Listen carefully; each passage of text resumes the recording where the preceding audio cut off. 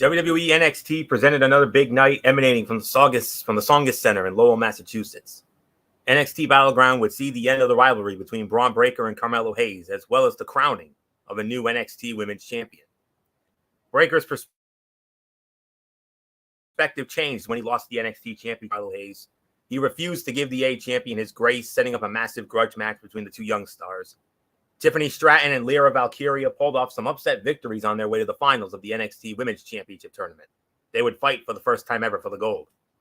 Wes Lee faced his toughest challenge yet to defend the NXT North American Championship in the conniving Joe Gacy and unpredictable Tyler Bate. This card would also feature a brutal last man standing match between Dijak and Ilya Dragunov. Noam Dar's first Heritage Cup defense in the U.S. against Dragon Lee, and the Creeds hoping to reclaim NXT Tag Team gold from Gallus. It was all on the line for the gold brand in a night that would feature the future of the business. Welcome, everybody, to Ridiculously Raw, the most must-see show on YouTube and Streamer.com today. I am your host, Anthony Florio. I am joined, as always, at the moment, by good old MF Michael Fletcher. To be honest with you folks, I don't really think we're going to be seeing the Phenom Michael Bullock here this evening, and I would not blame him in the very least if we don't. I think we all know the reasoning for that by now, but nonetheless, we're gonna, do what we always do here. We're gonna have some fun and, do what we love to do, and that's, talk about professional wrestling and the whole nine yards. So, I know it's a rough night for the certain group of you who who you are. I know it's a rough night for you all, and believe me, my sympathies are with you all at this difficult time right now. But as the old saying goes, que sera, sera. Whatever happened, whatever will be, and if it wasn't meant to be, then it wasn't meant to be, obviously. So, but in the unlikely event Michael Bullock does show up, we will catch him up on what he missed. But if we don't get him tonight, then no worries, and we'll hopefully see him back with us Wednesday night for Wednesday Night Madness. But for right now, let's turn those frowns upside down and let's have some fun here tonight. Let's make this one of the best SOBs we've ever called here tonight. So with that, let's dive right on in. This is NXT Battleground. We're going to do things a little differently this evening. We're going to do NXT Battleground first. Then we'll do tonight's Monday Night Raw. And then my special Tony's take on as I will have the results of Impact Wrestling's Under Siege event that went down this past Friday night on Impact Plus. I'll have the results of that. And maybe we'll have a brief thought on Game 7 tonight. So with all that being said, let's dive right on into Battleground from the Tsongas Center in Lowell, Massachusetts on Peacock, which went head-to-head with AEW's Double or Nothing. It's not often we see two rival promotions showcase a pay-per-view event, not only on the same day, but let alone at the same time. But that happened last night. So let's start it off with Battleground. And by the way, Double or Nothing, we will review that event on Wednesday night as part of Madness. And MF will guide you through that. But for right now, let's start it off with our first match of the night, which was the triple threat match for the North American Championship.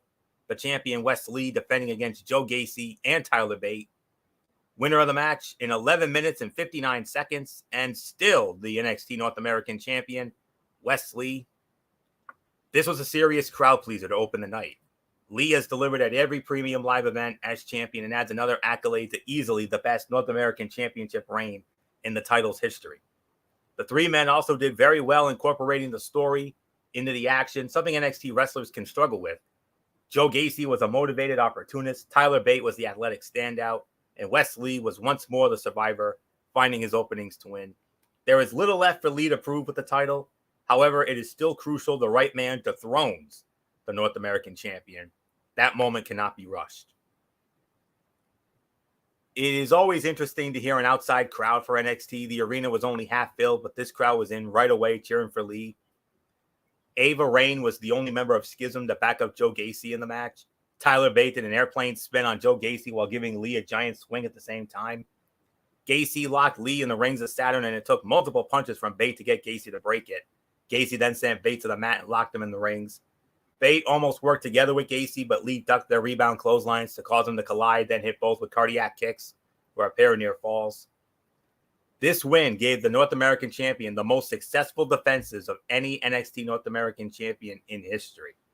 So I'll give this about 3.25, 3.5 to start things here. So not much more to say here. MF, you had Joe Gacy, as I recall, winning this thing. I believe I had Wesley successfully defending it. I'm not at all surprised that the cardiac champ did it one more time. Yeah, and the thing is, at the point we were also saying that, how is this going to play out? How is this going to be the ring? Who's going to be the new? Was there going to be a new champion? The whole 9 yards, and yeah, it was a heck of a match, a heck of a battle, and he won. And like you said, he did it. He successfully defended the title. Um, there's really nothing more to add. This was a tremendous battle, a tremendous fight, and it was one of the show stealers of this event. So really nothing more to add. This was the easily 3 stars. So Anthony, back to you. All right, MF, I will set you up for the next matchup here as it was the Heritage Cup match. Heritage Cup champion Noam Dar, and he had Oro Mensah as his corner man. And then he went up against Dragon Lee, and Nathan Frazier served as the corner man for Dragon Lee. No, now we all know how the Heritage Cup match works. It's 6 3-minute rounds, and it's 2 out of 3. So and it's the first to 2 wins. Whoever wins 2 rounds wins the match. Nothing happened in round 1. Noam Dar won the first fall at 132 of the first round to go up 1-0. Nothing happened in round 3. Round 4, Dragon Lee wins the round at 2:04 of round 4 to even the bout at 1 fall apiece.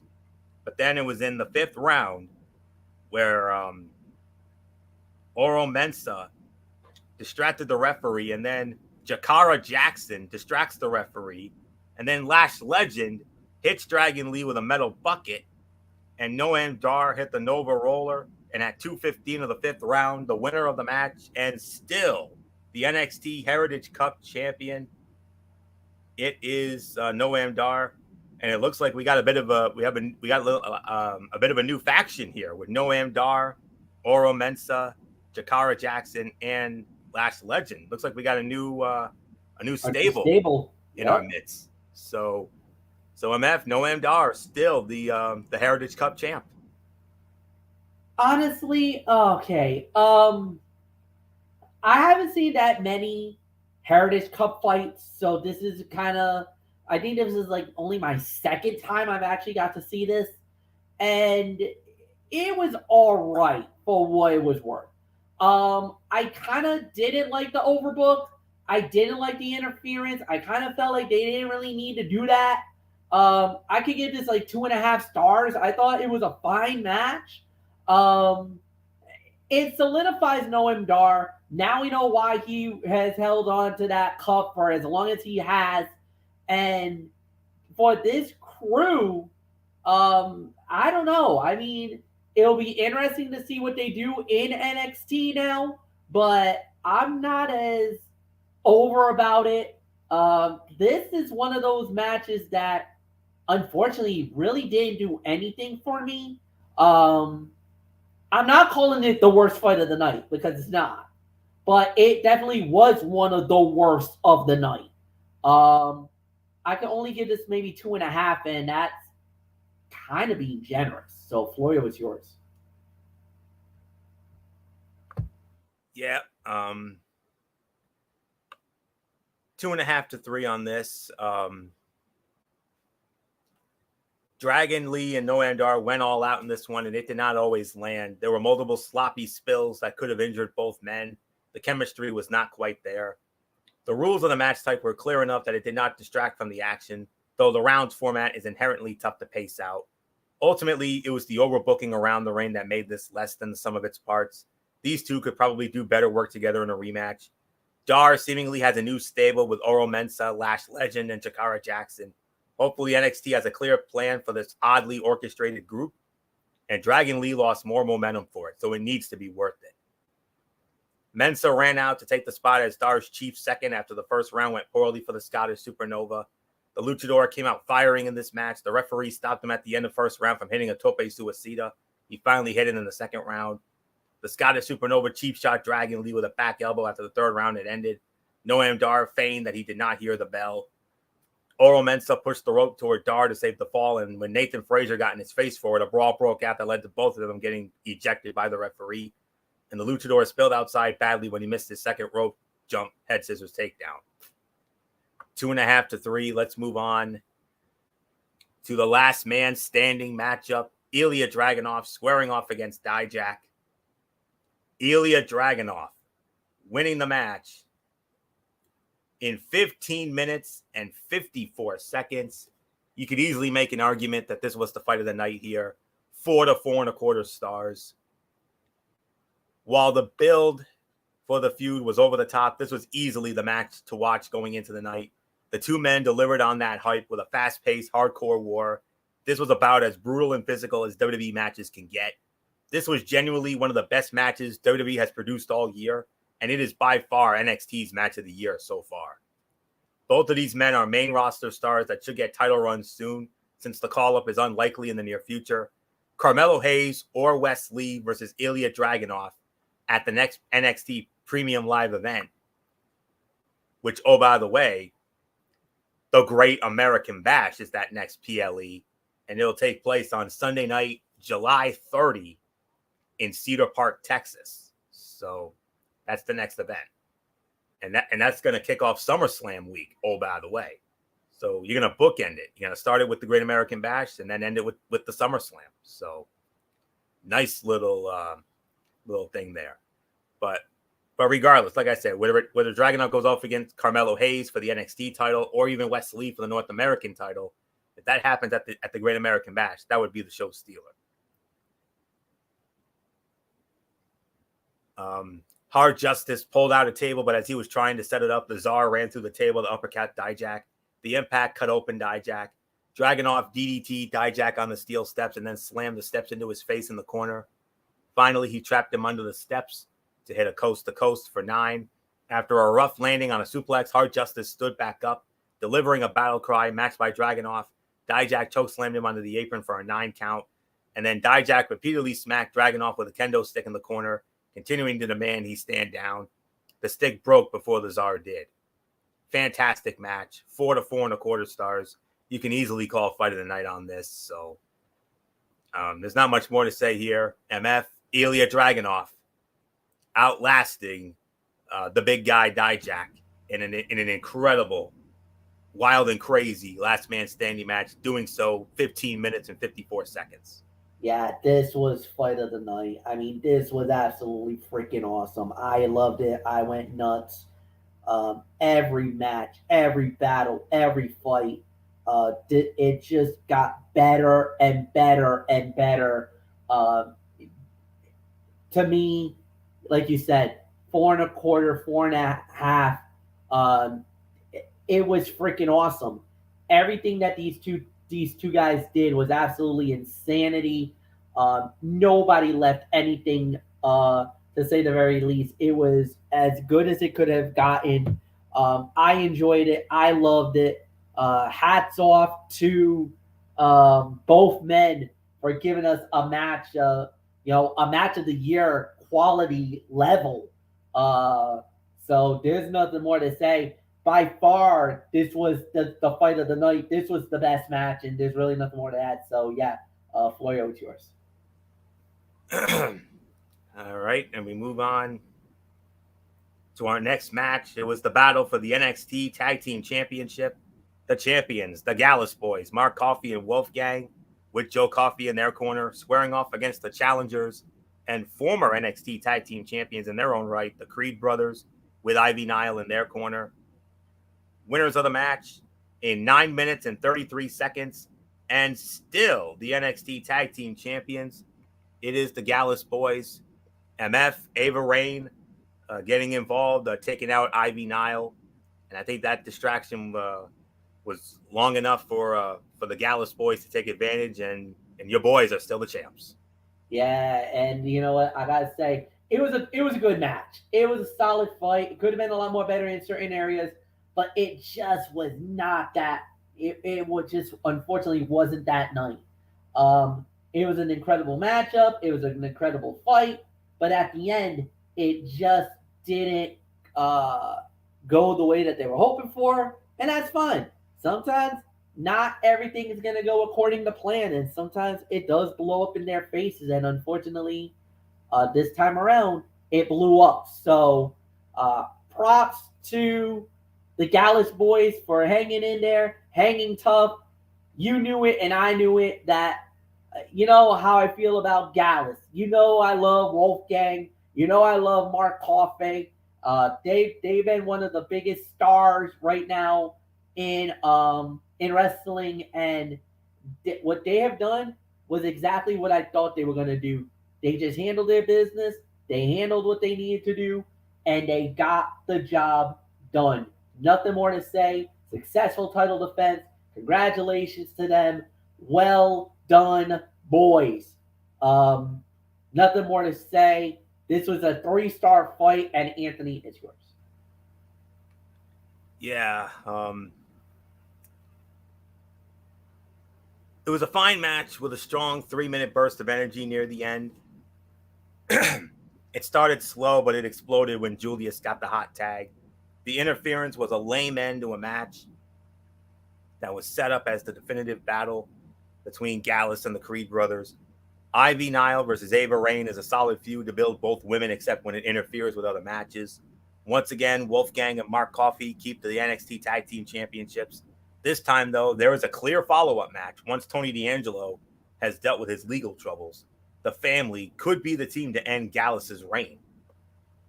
Maybe on a future NXT or maybe even the Great American Bash in 2 months. We'll see. Julius hit Gallus with a series of suplexes while repeatedly kipping up for more, followed by both Creed brothers hitting Mark with standing moonsaults.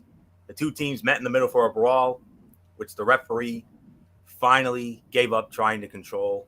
So, solid 3 for the effort here. So with that being said, let's move on to our next match, which was the finals of the NXT Women's Championship Tournament. Lyra Valkyria, Tiffany Stratton. The winner of this match would be the brand new NXT Women's Champion. We started with 8, and we whittled our way down to 2.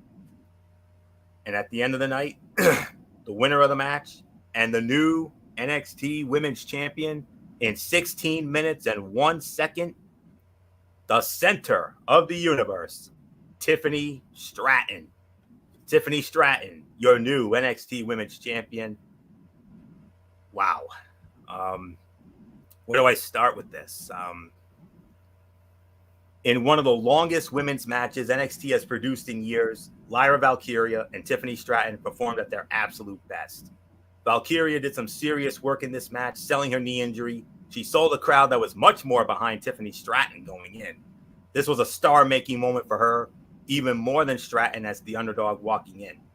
The center of the universe stepped back in moments to let her opponent shine, though she could have done more to sell her role as the heel. Both women still have room to grow as performers. However, they absolutely over-delivered in the biggest moment of both of their careers. This is a match to revisit as these two grow in NXT. Stratton slammed the injured knee of Valkyria into the apron, then sent her knee into the steel post. She followed up by ripping off the brace. Every big move from the Valkyrie was sold as difficult due to the knee injury. The center of the universe caught Valkyria on a diving crossbody and went for a fireman's carry slam, but the Valkyrie reversed it into a crucifix pin for a near fall. Valkyria's leg buckled on her first roundhouse kick attempt. She managed to duck the prettiest moonsault ever and hit her second, but Stratton got a foot on the rope. I got to give this another 4 to 4.25 stars and consider this another one tonight and one of the best women's matches I have seen in NXT in quite some time. It's not the greatest. We know what the greatest was. The greatest will always be Bayley and Sasha in Brooklyn in 2015, but this one definitely ranks right up there. And you could definitely make an argument that this may be the best women's match of this era of NXT here, 2.0 or what have you. And they got the out and even though I would not have been mad if Valkyria had won the title, but to be honest, Tiffany Stratton It had to be Tiffany, yeah, deserves it more. They got it right, and And now you've got a great new champion that you can easily build around. And I got a feeling and I just hope now. My only concern is that they give Tiffany Stratton a more than respectable run with this. I don't want one of those wimpy, sissy, so-so runs. I want to see a decent run here. I'm not talking about a Roman type run here or a Mandy type run or anything, but something somewhat respectable. That's all I can say. So give her the reign that she rightfully deserves, and that's a lengthy and a respectable one. And I got a good feeling she's going to have such that. So incredible match, one of the best women's matches in NXT in some time, and I don't know what else there is to say except this was 4, maybe 4.25 for this as well. Right up there with the last man standing match. So there isn't much more to say on that. MF, a new NXT Women's Champion, a deserving new NXT Women's Champion, Tiffany Stratton. And you heard that crowd for her. That crowd was cheering for her. Yeah. Could this be possibly the planting of a seed of a possible babyface turn here? No, because I kind of feel like it's one of those where the fans wanted to hijack the moment. You know how that goes. There's certain heels that they kind of think that is more over than anything else, and I kind of feel like the fans love Tiffany. I think that was just kind of that the inmates running the asylum type moment, like JR was saying at WrestleMania 22 when Mickie James won the WWE Women's title over Trish Stratus, where I kind of feel like people just were ready for Tiffany to get the moment, her to win the title more than anything else. I just feel like it's just one of those moments where, Tiffany had it. It was going to be her moment, and they just wanted that for her. So I don't think it's much to do about anything more than anything else. It's just that if it would have been a better contender or a stronger opponent, that somebody that the fans would really rally around, then maybe Tiffany would have gotten the heel heat and everything else. It was just one of those moments where fans just wanted Tiffany to be the champion. That's what it was. Just like how fans wanted Asuka to win the Raw Women's title at the Night of Champions. I think fans wanted Tiffany to get the moment and become the champion.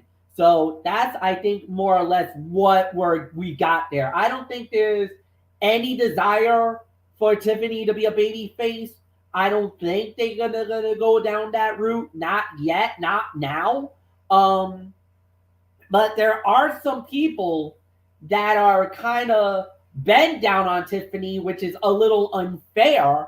Basically calling her, a younger version of Mandy Rose or a Mandy Rose wannabe. Now that you have the belt and this and that, and that maybe you would never be in this position if Mandy is not on the roster. So, I mean, there's been some strong negativity towards Tiffany Stratton, which is a little unfair, to say the very least. But I get where the fans are coming from. But at the end of the day, this was a great moment for her. It was a 2.5 to 3 star bout, and this was a very good matchup. And like you said, a great final for the women. Finally, something that will propel both women, not just her, but Lara is also going to get some great moments here. I kind of felt like you overscored it here, Florio, more than anything else.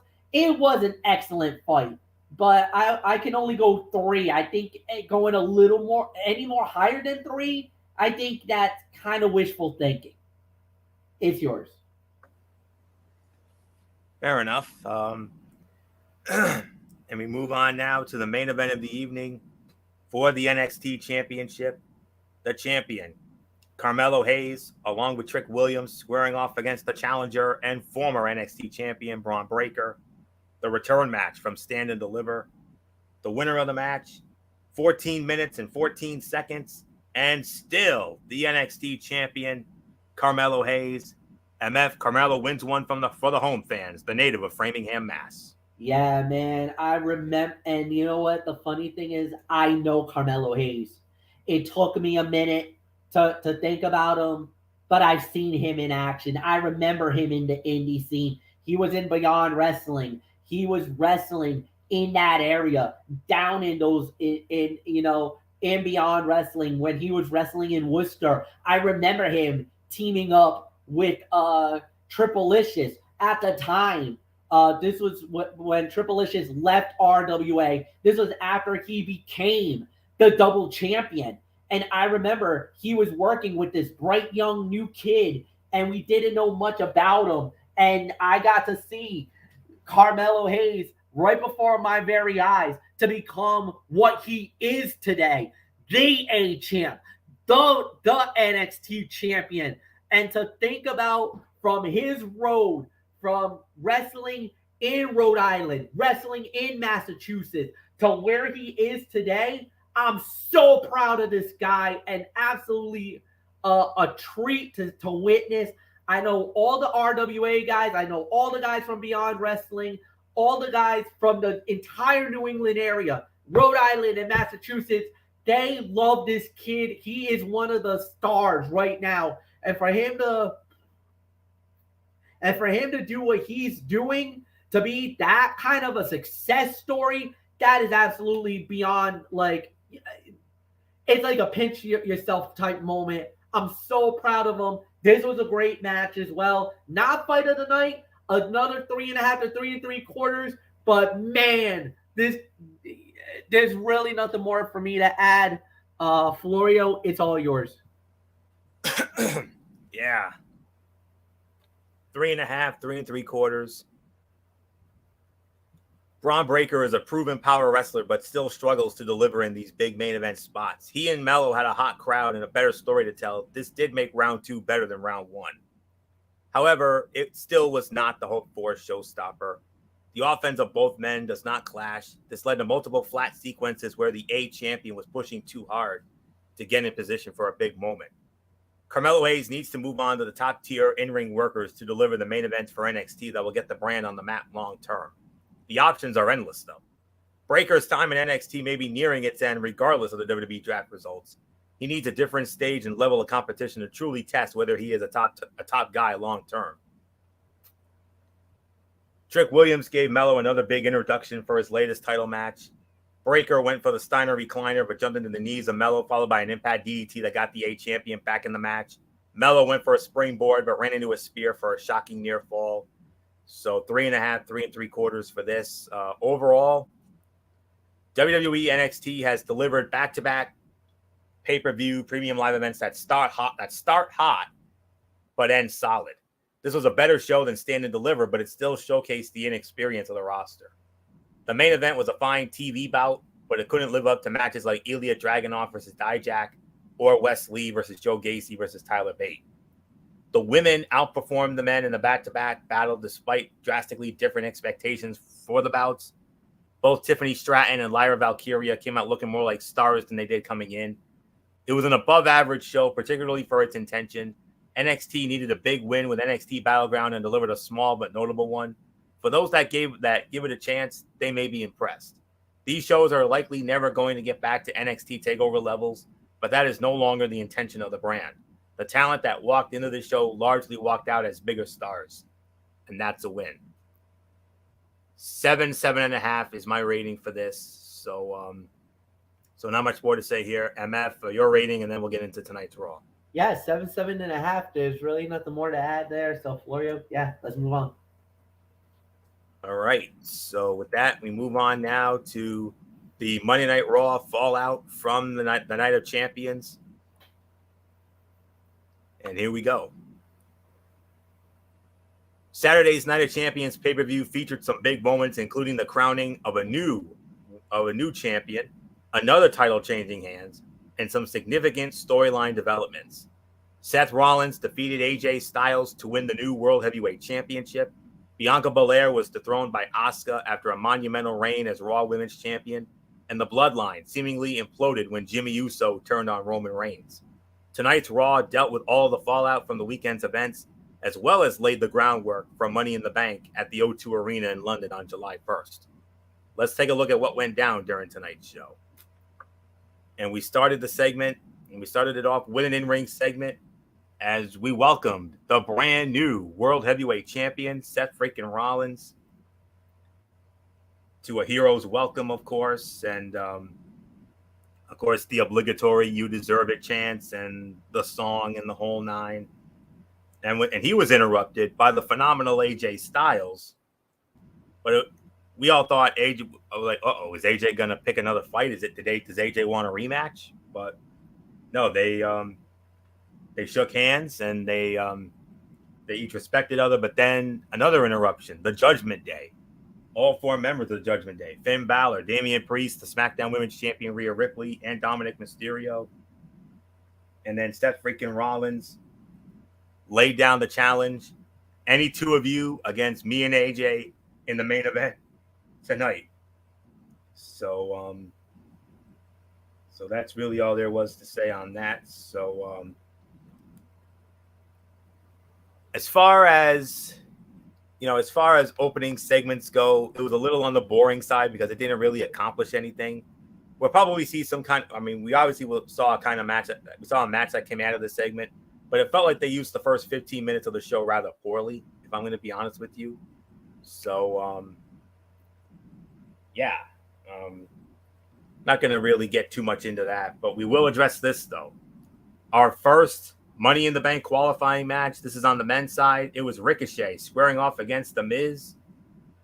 And Ricochet defeats The Miz 8 minutes and 50 seconds. And Ricochet is going to London. I'll tell you what. It's easy to forget sometimes how versatile The Miz can be because he hides a lot of his skills while playing the heel. Occasionally, he pulls out a few tricks when he is facing someone like Ricochet. It's always fun to be reminded that he was a WWE champion for a reason. This was a surprisingly fun match that went harder than anyone expected. After making a comeback, Ricochet hit a shooting star press to 630 for the win. Ricochet's moonsault from the apron looked picture perfect. The Miz hitting a hurricanrana out of nowhere was pretty surprising. It might not have looked perfect, but it was kind of cool. And we also saw him hit a springboard crossbody that looked pretty good. So I'm going to give this a solid 3 stars for the effort, and at least they got the right guy here. I mean, Miz has been in way too many of these. He's won it. He's already won it. He's already cashed in successfully. He's at the point of, I'll go as far as to call him a utility veteran. To put over, these more exciting younger talents who deserve these kind of spotlights more. And Ricochet damn sure deserves this spotlight, and he deserves to be in this match because we all know with him in this match, we're guaranteed some highlight reel moments. Oh yeah. And you've already, and with him being the first one in this match, you've already given us an exciting hard sell for London. So solid 3 for this. So MF, your boy, half man, half amazing, Pretty Ricky, is going to London. Our first qualifier for Money in the Bank. Yeah, like you said, he did a great job. This was a tremendous bout and a tremendous win for him. There's really nothing more to add here. You pretty much summed everything up in a nutshell. And 3 stars, and let's move on. All right. And then from there, we had Trish. We had another in-ring segment. This time it was Trish Stratus gloating about her victory over Becky Lynch at Night of Champions. She brings out her new partner in crime. I guess we could call her new insurance policy, if you will, Zoe Stark. But then Becky Lynch comes out, and she wanted to do it again with Trish, but eventually Zoe and Trish got the best of Becky Lynch once again. A 2-on-1 beatdown. Nobody came out to save Becky, so nothing really. I mean, they obviously weren't going to run the match back on the spot, but it was a good angle that put more heat on the heel duo. And I like the idea of pairing Stark with Trish. I just hope that it's meant to elevate Zoe and she won't just slide back down the card once Trish's run concludes. But, it is what it is. But we'll see what happens with that. Then we had a delicious squash here as Indus Veer Mahan and Sangha with Jinder Mahal in their corner squaring off against Javier Bernal of NXT and some other guy. Indus wins in a minute 15. Dud, worst fight of the night. We're not even going to acknowledge it. Then we had yet another in-ring segment as we had the undisputed tag team champions, Sami Zayn and Kevin Owens. They cut a promo about what was their biggest win today, knocking off Solo Sikoa and Roman Reigns at Night of Champions with a little help from the Usos, obviously. And then they got interrupted by Imperium. And Ludwig Kaiser was pretty much the mouthpiece for Imperium here. And it led into our next match. Chad Gable and Otis, and I guess we can say their new manager, Maxine Dupree, interrupted Chad Gable doing the shoosh on that one. That's a running gag for myself and Bullock there. But nonetheless, it led into our next match as it was Ludwig Kaiser and Giovanni Vinci of Imperium against the Alpha Academy. And it was Ludwig Kaiser and Giovanni Vinci with the win in roughly 5 minutes via the Imperium bomb. MF, do we want to get into this or do you want to move on? It was fine. It wasn't anything special. Imperium needed the win back more than anything else. So I'm glad they got it. But yeah, there's really nothing to speak of, so we could just move right on along. Yeah. The pre-match segment was entertaining, and the tag bout was decent, if a little overbooked for how long it was. There was a lot to laugh about, and that's never a bad thing. Kevin Owens was on another level tonight. Everything he did was hilarious. It looks like Alpha Academy and Maxine Dupree will remain together for now, which makes one wonder where the maximum male models, Massey and Mansois, are in all of this. And what about KO and Sammy on commentary? Oh, yeah. That was, was it just me, MF, or did that take you back to the days where they were running around SmackDown Live with the Sammy and Kevin and the whole Yep movement thing? Yeah. That's exactly what it was. Look, anytime you get Sami Zayn and Kevin Owens on TV, it's going to be gold. Kevin Owens is just that guy that you're just going to have. And Sami Zayn, you remember in the Bloodline how he was trying so hard to make the Solo Sikoa break character. And I think there was a time he actually did it. He actually broke Solo on camera. I don't remember what. I think it was the Feeling Uzi moment. I think it was the Feeling Uzi moment because even Roman cracked under the pressure. So that's something that Sammy has that comedic timing. Whenever he can be a goofball McGundy, he can do it. Yeah, so and like we said, and Owens and him, oh my God, they go out on tour and do a comedy special, you two, because I think the fans would eat it up. You guys are perfect. Indeed. The point I was trying to make was KO and Sammy were so funny on commentary that it almost distracted from the match in the ring. And I'll tell you what, Maxine Dupree has gotten so much better in this managerial role for Alpha Academy. Even the way she ran away from Valhalla was hilarious. And slamming someone so their legs hit the ropes on the way down always makes a body slam look more brutal. But I would give it a solid 2.5. I guess we could call it a fun little sprint here. So that's really all there is to say on that. So who knows? Maybe it could be setting up Kaiser and Vinci possibly as the next challengers for KO and Sammy in the tag titles. Agreed. All right. This was one of the big matches of the night coming up. The Fatal. This has been going on for a couple weeks now, and it finally came here tonight. The Fatal 4-Way for the vacant WWE Women's Tag Team Championships. The champions Raquel Rodriguez and Shotzi versus Ronda Rousey and Shayna Baszler versus Bayley and Io Sky versus Sonya Deville and Chelsea Green. And the winners of the match in 11 minutes and 40 seconds, and the new WWE Women's Tag Team Champions, Ronda Rousey and Shayna Baszler, MF, I think we are about to embark on perhaps the longest and most dominant women's tag title reign to date. Yeah, no doubt about it. This was a fine match. It was a very good battle. 3.5 stars.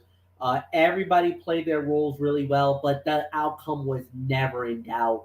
The minute we found out that Ronda and Shayna were in it, we kind of sensed, they're going to give them the belt. And sure enough, they did. So, look, they deserve it. They earned it. They worked their road to get there.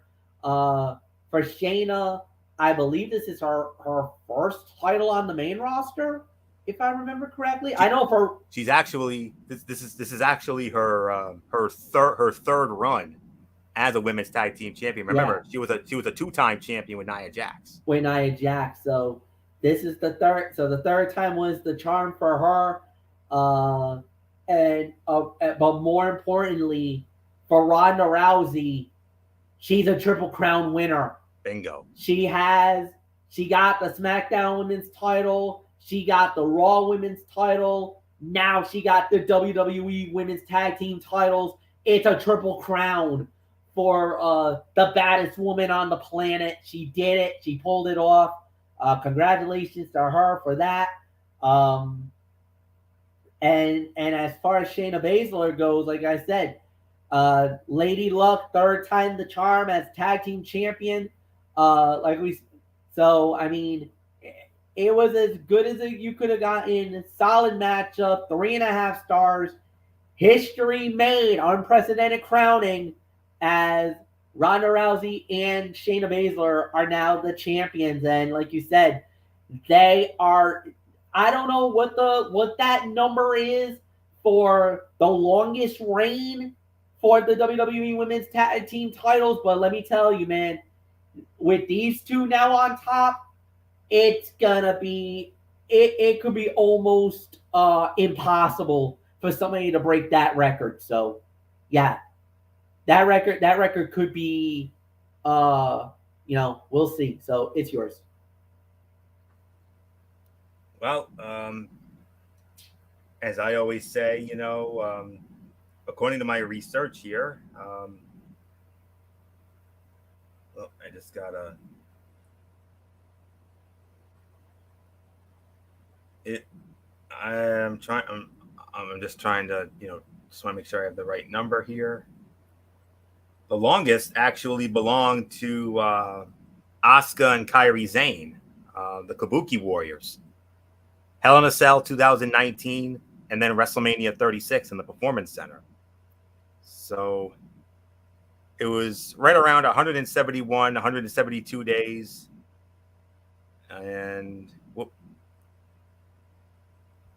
But they were recognized as 180 days because of that tape delay of WrestleMania. So, as we know, I believe they're going to count that as 180. So, an almost 6-month run for the Kabuki Warriors as the women's tag team champions. So, that's the current number. So, don't be surprised if Ronda and Shayna hold on to it a bit longer. I could actually see them go all the way to Mania with these belts. So I think their reign will go. I don't think it'll go full year, but I could think like about 10 or 11 months as the tag team champions. And if they do that, that means they will easily break the 180. The number would be well over 200, maybe 250. Oh, definitely. For a match with eight competitors involved, this was surprisingly tame until the second half. It took a long time before everyone started trying to take each other out without worrying about who was legal and who wasn't. Most of what we saw in this bout looked all right, but it never really felt like anyone had the urgency they should have had, with the titles being up for grabs until close to the end.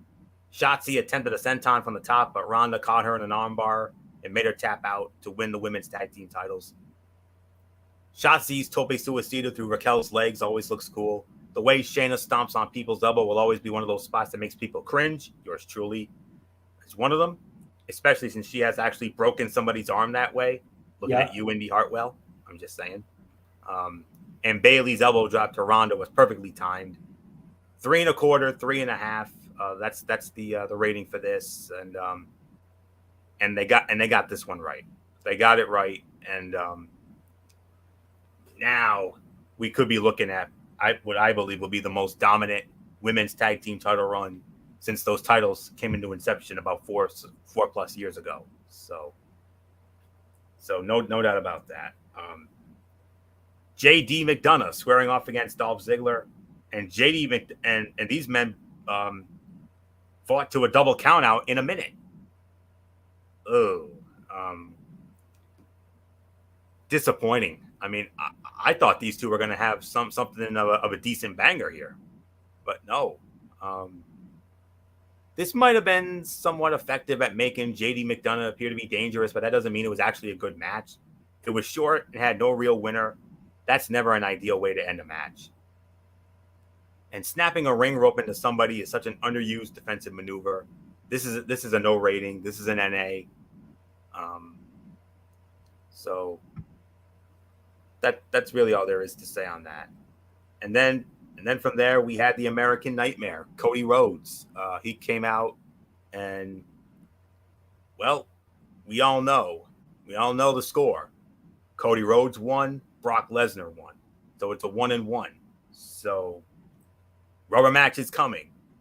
He called him out for a rubber match, but MF, he did not say when that rubber match would be. We didn't get a date. So we just have to wait and see what they decide to do with this. So but we'll just have to wait and see. But it was another fine promo from Cody, so that's all there is to say on that. He cuts another good one. And then it sets up our second Money in the Bank qualifying match. It was Bronson Reed squaring off against Shinsuke Nakamura. And Shinsuke Nakamura wins the match, 8 minutes and 45 seconds. 3 to 3 1/4 stars. These two have good chemistry, and it would be great to get an extended feud between them at some point, because this match only scratched the surface of what both of these guys can do. And Shinsuke scoring the win to earn a spot in Money in the Bank. And the speed at which Bronson Reed moves seems almost impossible sometimes. And if you were standing across the ring and he started barreling at you, most people would run. So 3 to 3 1/4 stars. And MF, if I'm going to be honest with you, I kind of consider this a bit of a surprising outcome. I honestly thought Bronson Reed was going over, but no, Shinsuke's going through. He's going to London. The reason why I'm not really surprised is because Nakamura needs this. Bronson Reed doesn't need to be in London. He doesn't need to be for Money in the Bank. Nakamura needed this more than anybody else. Reed's done well. Reed is still relatively young, and he still has an opportunity to make some noise in his WWE career. Where Nakamura just got back, and he needed this moment, because the thing is, he cooled off so badly towards the end of his run, because when him and Rick Boogs were together on SmackDown, a lot of people felt like they could have been the ones to become the tag team champions. Then Boogs got hurt. They audibled the match with the Usos successfully defending the title. And then after that, we didn't see any other thing for Nakamura. It felt like Nakamura kind of lost the momentum.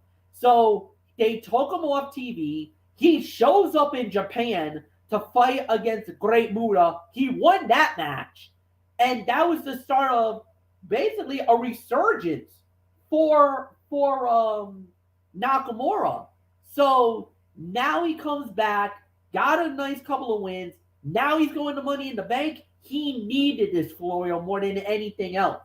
Reed will get his moments. He'll get an opportunity, but Nakamura needed this win tonight more than anything else. So I'm happy he got it. 2.5 to 3. 2.5 to 3. So Florio, it's yours.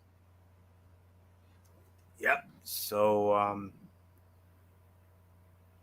I believe here's where we set the table for next week's show, and we're gonna have 2 more Money in the Bank qualifying matches, but they're both on the women's side. Becky Lynch will go 1-on-1 with Sonya Deville, and Zoe Stark will go 1-on-1 with Natalya. I think we all know who's coming out of these matches next week. So with that, we move on to our main event of the evening, which was the new World Heavyweight Champion Seth freaking Rollins teaming up with his challenger, the phenomenal AJ Styles. They squared off against Damian Priest and Finn Balor of the Judgment Day. Seth freaking Rollins and AJ Styles win the match, 13 minutes and 15 seconds. MF, no surprise, given the talent involved, fight of the night here. Yeah, no big surprise. This was easily 3.5 stars to 3 3/4. It was a great main event. Seth freaking Rollins winning them out was absolutely the right call for him to get the victory over AJ. Looked amazing. So did Seth freaking Rollins, and you're looking at the two workhorses for WWE right now. Seth freaking Rollins representing Monday Night Raw, AJ Styles representing SmackDown Live. And like you said, they both looked amazing in the matchup. There was really nothing bad for me to say here. 3.5 to 3 3/4. So yeah, Floyo is yours. They had plenty of time to work, so all four guys had their own time to shine. With four top-tier wrestlers like AJ Styles, Seth Rollins, Finn Balor, and Damian Priest, they barely even had to try for this to be a good match. Dom and Rhea had a small impact on the match, but they weren't interfering as often as they do sometimes. So most of the focus stayed in the ring. Rollins was able to pick up the win for his team with a stomp. He and Styles posed after the match was over as the crowd sang Rollins' theme song. The way Rollins tricked Ripley into posing with him for a second was hilarious. It almost was reminiscent of when Shawn Michaels did that with Melina in Survivor Series 2006. Remember that funny moment? It will always be impressive. Yeah, you remember that one, MF. Survivor Series, Team D-Generation X versus Team Rated RKO. When Shawn Michaels had that little moment with Melina, that funny moment. Oh, yeah. It was very reminiscent of that with Seth and Rhea here. And it will always be impressive when someone jumps right up to the top rope. How has Finn Balor not broken his ankles on a missed coup de grace yet? He always lands with so much impact. And some were saying it felt like we were possibly going to get a heel turn from Styles here, but it never happened. And thankfully that didn't. So, but this was 3.5, 3 3/4 of a star. That's the correct rating for this. Overall, I probably would give this somewhere between 7, 7.5. If I'm going to be perfectly honest with you, we had some good matches here and there. Main event, definitely the fight of the night. The qualifying matches were both solid for the most part here, and we're definitely on the road to Money in the Bank here. We got Ricochet and Shinsuke Nakamura on the men's side.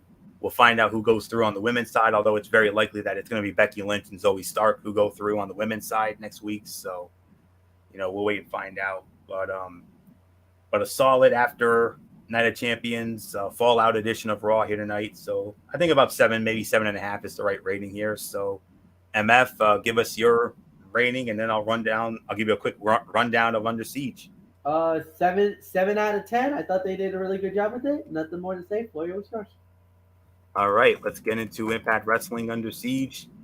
It took place this past Friday night in London, Ontario, Canada.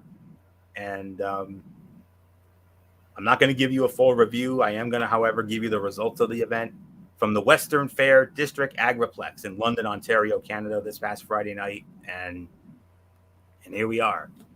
We had 2 matches on the pre-show. We had the Death Dolls, Courtney Rush and Jessica against the Coven. This was a non-title match. The Death Dolls winning the match, 7 minutes, 28 seconds. And then the Digital Media Championship on the line. Joe Henry defending against Dirty Dango. Joe Henry successfully defends the title via disqualification, 5 minutes and 43 seconds. Those were on the pre-show. Now we get to the main card. Nick Aldis versus Kenny King. Nick Aldis wins the match, 8 minutes, 58 seconds. 6-man tag team action. All 3 members of the Design, Diener, Angels, and Khan, against Rich Swann, Sami Callihan, and a mystery partner. And that mystery partner turned out to be an old friend of Sami Callihan's from the OVE days, Jay Christ. Yeah, you remember Jay Christ, along with Sami Callihan. They were part of OVE. They ran wild in Impact Wrestling a number of years ago. And Rich Swann, Sami Callihan, and Jay Christ won the match, 10 minutes and 13 seconds. Trinity, in her first Impact special event, she went up against Giselle Shaw. Trinity won the match, 10 minutes, 28 seconds. World Tag Team Championship on the line. ABC, Ace Austin and Chris Bay defending against Subculture. Mark Andrews and Flash Morgan Webster. Austin and Bay successfully defend the titles, 13 minutes and 15 seconds. X Division Championship on the line. Trey Miguel defending against Chris Sabin. Trey Miguel successfully defends the title, 18 minutes and 34 seconds. Six-way match to determine the next number one challenger for the Impact World Heavyweight Championship. It was Yuya Uemura, Moose, Jonathan Gresham, Frankie Kazarian, Eddie Edwards, and Alex Shelley. Winner of the match in 11 minutes and 47 seconds.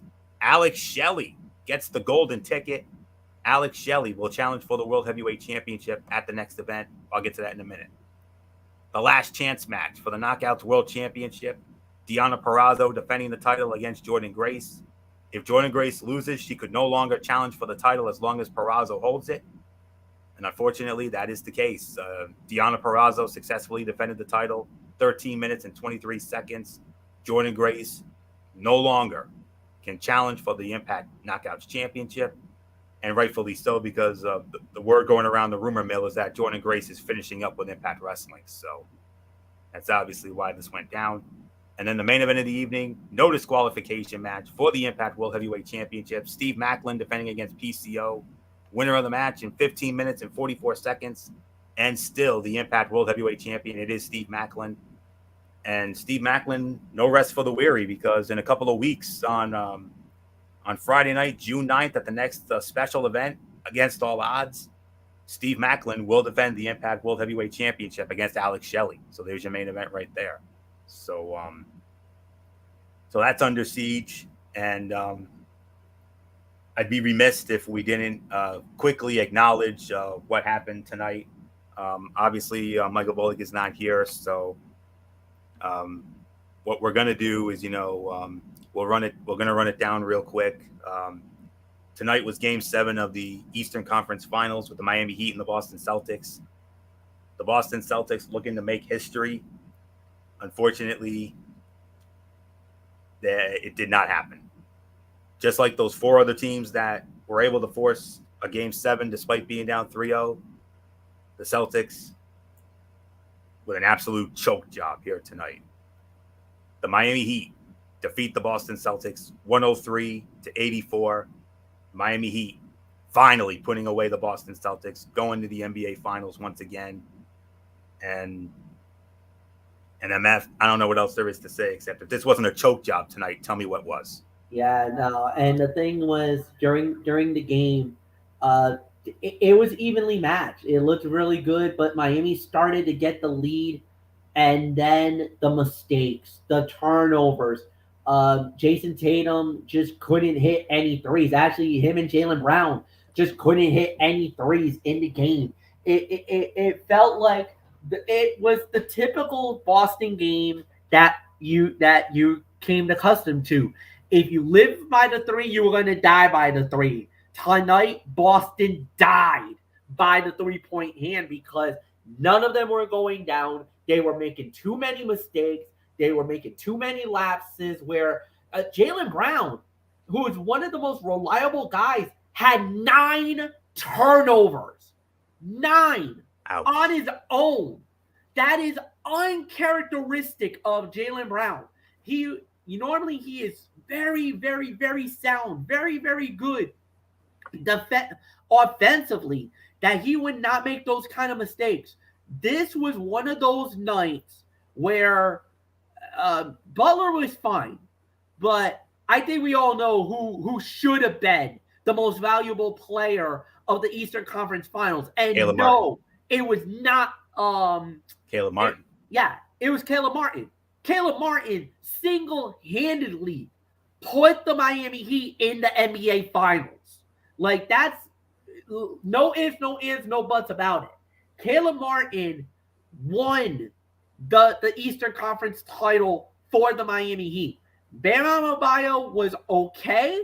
Jimmy Butler played good, but Caleb Martin was the reason why Miami won tonight. He absolutely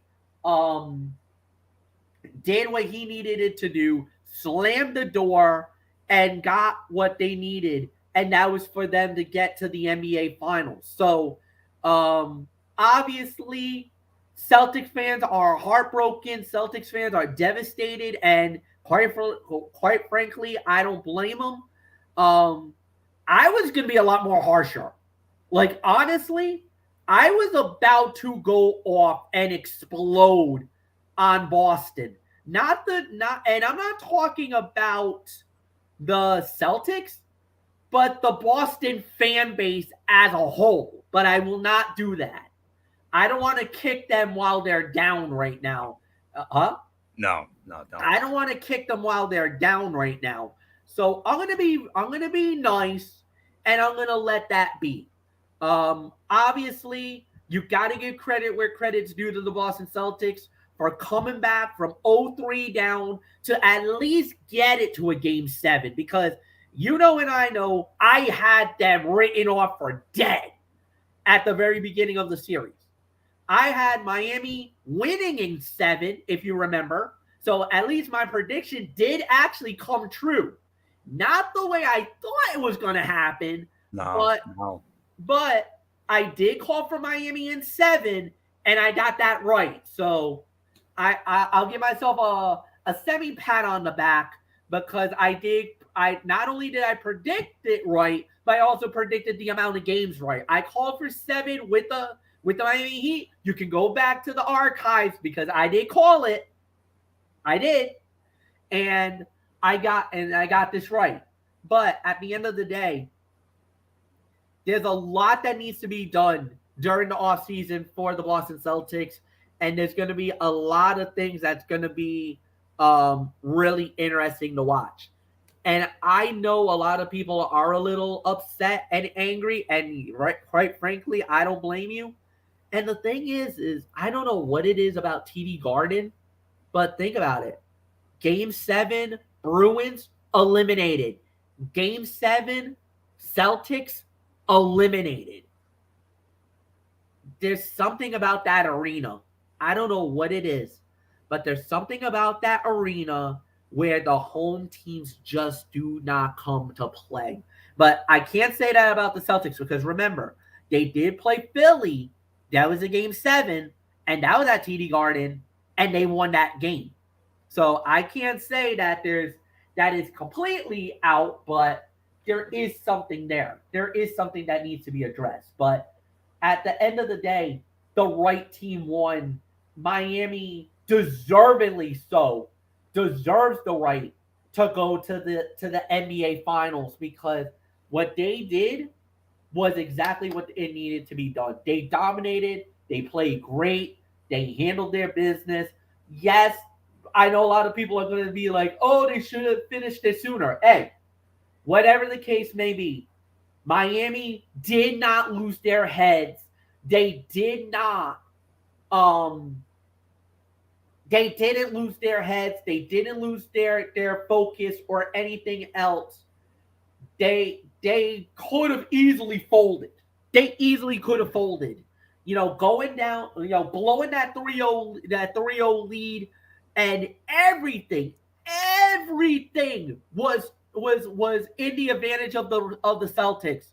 The going into the game, the bulletin board material, because remember, there was a report earlier in the day, and I don't know if you guys know it, but there was a report saying that, the Miami Heat had already made their reservations for Denver, that they already had flight plans to go to Denver for the NBA Finals. What? You kidding me? So Miami was already putting flight plans to make a flight from Boston to Denver for the NBA Finals? Are you kidding me? So that actually was one of those moments where even I was saying it, and a lot of guys were like, whoa, that's ballsy from a standpoint of the Miami Heat to think that, not only are we winning the game, we're going to fly directly to Denver to get ourselves ready for the first game of the NBA Finals. So, I mean, for that to happen and for what they did, that's wow. But I will say this. It was a great series. This was a very good battle. I think everybody felt like they were going to win it after the Game 6 win by the Celtics. A miracle win. That miracle win. I think a lot of people were like, "No, they got this. That Boston's going to finish it." Because they had everything going their way. The momentum was there, and Miami do all that work. And MF, sorry to interrupt, but for the Celtics to do all this work to just to get it here to Game 7 and then absolutely lay an absolute egg dud here tonight. Yeah, and I think that's the thing that they're gonna be talking about is that what could have been. You did all that, you did everything right to get to this Game 7 for that to happen, and I think a lot of people were talking about it. I don't know if you've been watching social media. I don't know if you've been out on Facebook or on Twitter, and how many fans are disappointed with the performance that they did.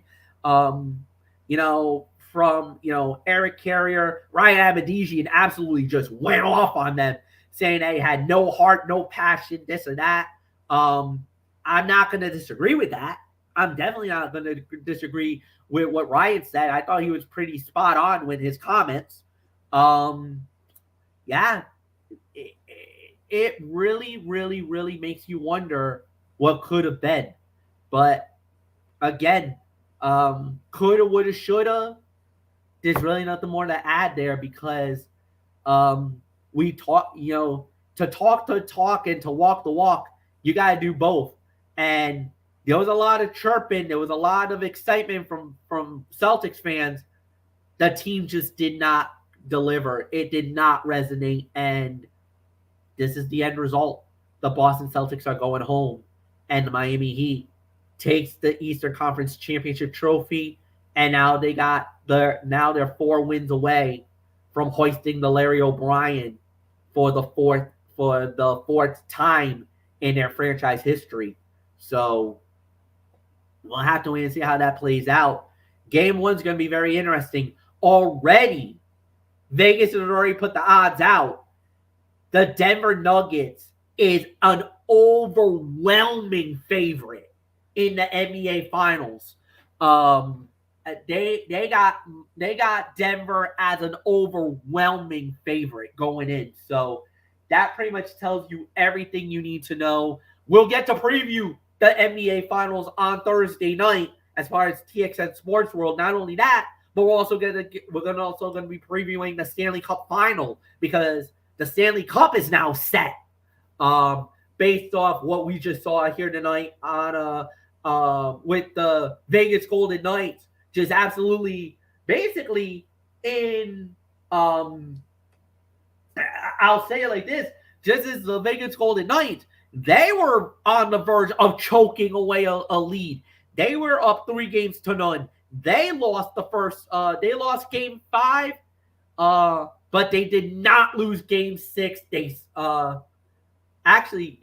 So they lost game. They were going for the sweep. They lost Game 4. They lost Game 5, and we're thinking, are we about to have this happen again?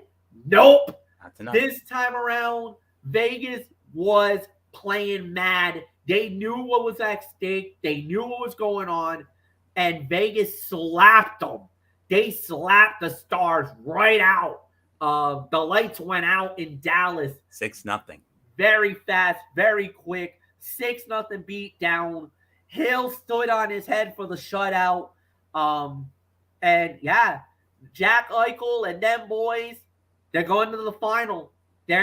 For the second time in their franchise history, they're going to the Stanley Cup Final to play against the Cinderella Florida Panthers. The Florida Panthers. We're about to crown a Stanley Cup champion for the first time in their franchise history. I love it. Florida, Vegas. It was Florida and Vegas. I know if you're a Bruins fan, you're rooting for Florida, because if Bruce Cassidy wins this Stanley Cup, yikes! Oh my God, that's all I'm gonna say. That would be the ultimate salt in the wound to Boston fans. Oh yeah, the Bruins lose, the Bruins choking, the Celtics choking, and now this. Yeah. If the Vegas Golden Knights win the Stanley Cup. If Vegas wins the cup and Cassidy and Cassidy wins the cup for Vegas 1 year after leaving Boston. 1 year after, got pushed out the door. Pushed out. Yeah, by management and the players. By management and the players? Are you kidding me? You want to talk about the ultimate FU for Bruce Cassidy? He will ultimately get the last laugh. Bruins fans will lose their minds if Cassidy pulls this off. That's all I'm going to say. That's it. So, yeah. That's it. That is it. So, yep. And and then the ultimate difference maker for Game 7 of the Heat and the Celtics tonight, Jason Tatum with an ankle injury. That didn't help matters. Yep. And I know a lot of people... The 3-point shooting. 3-point shooting. Boston, 9 of 42. That is right there. 21.4%. You know what Miami was from 3? 14 of 28, 50%. Yeah. That's the killer.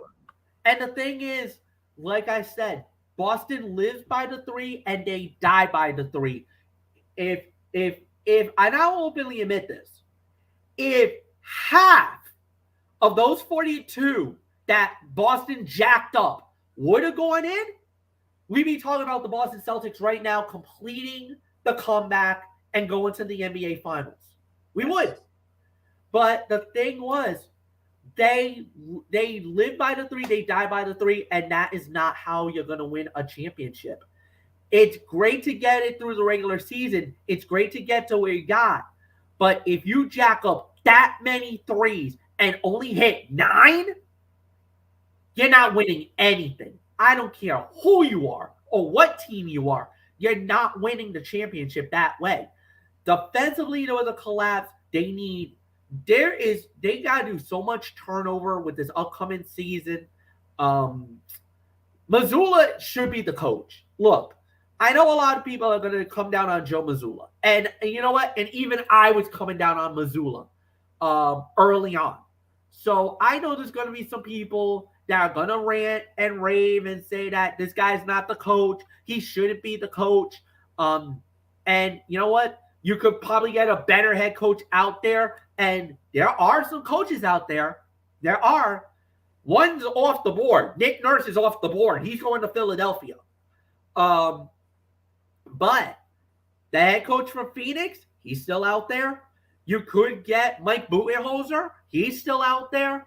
Doc Rivers, he's still out there.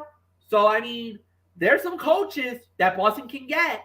If Mazzulla is not the answer, you could get one of these other guys.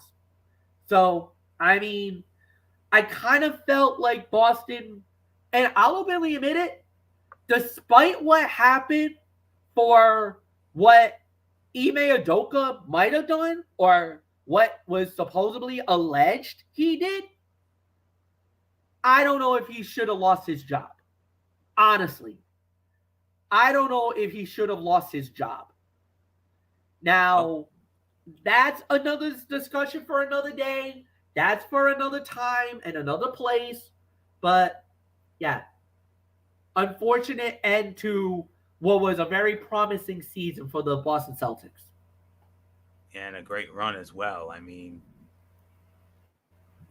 last year, going on that magical run to the finals and to have it blow up in their face at the hands of the Golden State Warriors. And then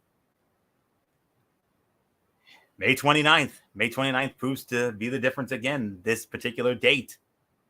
I mean, it was 9 years ago tonight, MF. You and I were celebrating our New York Rangers going to the Stanley Cup Finals, one of our first Ranger Roundup shows. That was one of the best shows we ever did, and it's one I'll cherish for the rest of my life, unless we get another run again, which I don't know, but we'll see. A year later, Tampa Bay got us May 29th of 15. Lightning got us in Game 7. May 29th of last year, 1 year ago tonight, the Boston Celtics went into Miami, beat the Miami Heat, won Game 7, won the Eastern Conference Championship. Bullock gets all excited. Celtics going to the finals. Warriors got them eventually. And then 1 year later, Miami goes into Boston's house and then absolutely runs them out of TD Garden tonight. So cruel irony indeed. So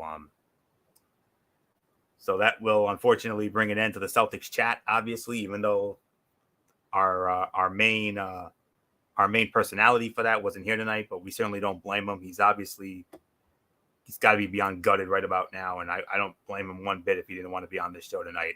Certainly not. So, but I figured we should have we at least needed to acknowledge it in some way. So, but with that will put the bow on this edition of Ridiculously Raw. We want to thank you all so very much for tuning in as always.